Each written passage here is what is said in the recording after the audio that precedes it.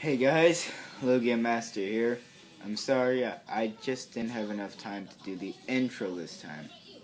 Next time I will, but today, or should I say tonight, let me turn down this volume. Okay, I'm actually gonna read you a creepypasta instead of go over a creepypasta. And I've pretty much got a perfect voice for this. Um, but anyway, if you like this video, leave a like, comment, subscribe to join the Creeper Cat Army. And oh yeah, I'm also getting ready to start a website soon. And once I have it all set up, I'll give you a link like in the description below to where you can go to it and check it out. Um, but anyway, this should be a creepypasta that all you Pokemon fans should have at least heard about. This creepypasta is called Buried Alive Model. Now, people have actually tried it in real life to see if it's actually real or not, and people have actually proven that it's fake, but it's still kind of creepy. Just find out why. So let's get this started, shall we? Hold on. I need to get ready. Okay, let's get this started. Buried Alive Model. The Buried Alive Model, often referred to as its code, the Berryman script, was found to be found on the final story of the Pokemon Tower, in what has now been replaced with the Marowak Ghost. According to the scripts assigned to it, the Buried Alive model was intended to be the boss of the tower.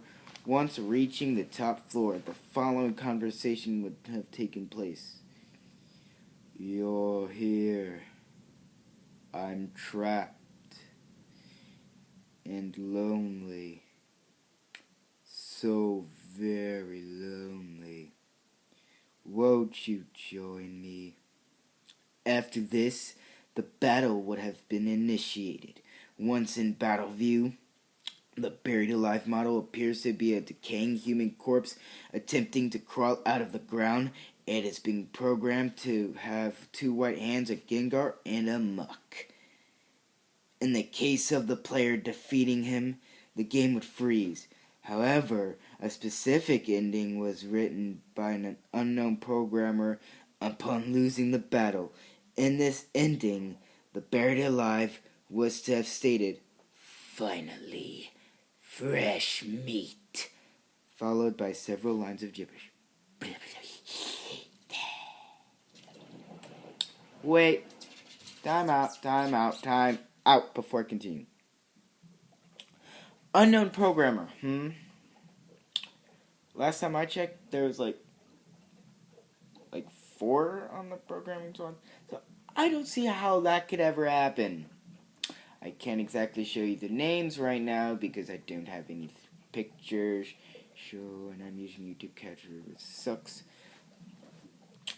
But yes, it actually would be kind of interesting to have the Buried Alive model as the final boss. But I don't think when you beat him, the game would actually freeze. That makes no sense. But the game over thing, I just don't see that. Well, I could see it happening but anyway, let's get back to this. He was to have then dragged the player character into the ground surrounding him. The scene would finish with a typical game over screen. However, in the background, an image of the Buried Alive character devouring the player was to have been shown. What the buck? Yeah.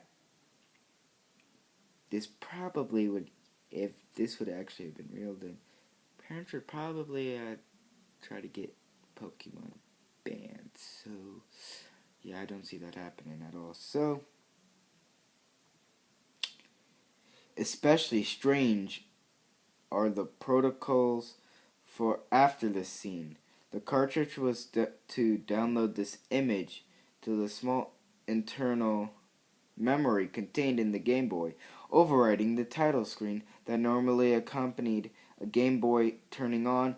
Instead, whenever it was started, the player would view this image as the sound file's static mesh.wav was played. The intended purpose for this effect, unlike many other factors leading towards Lavender Town Syndrome, is unknown.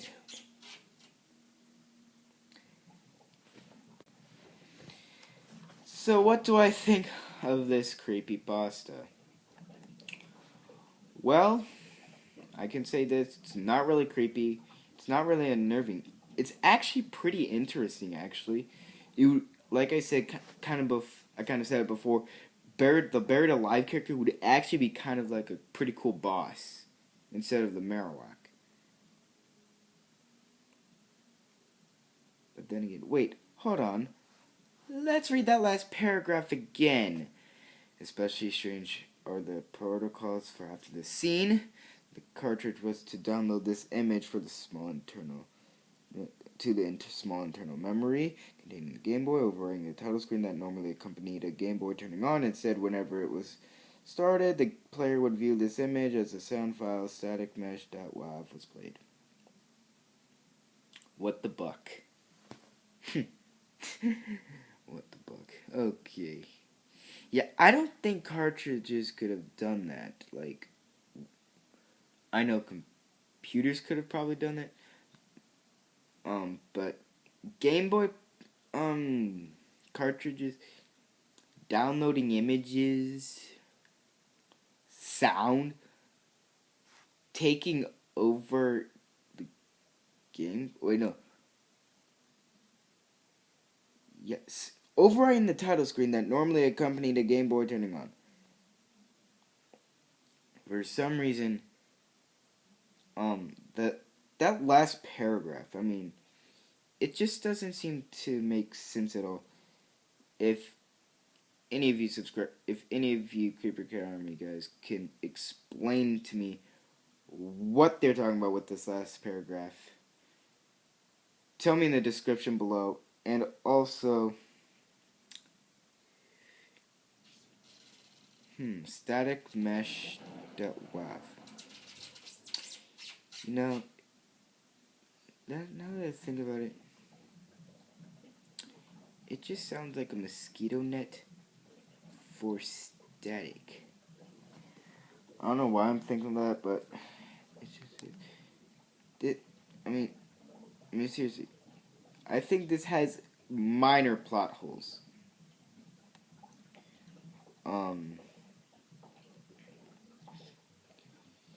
Yeah, the person who obviously wrote this did a terrible job saying like, an unknown programmer, blah blah blah, creates blah. No, it is highly unlikely that there is an unknown programmer, since there was not many in the first place. Now, probably, maybe even tomorrow, I'm going to do Lavender Town Syndrome.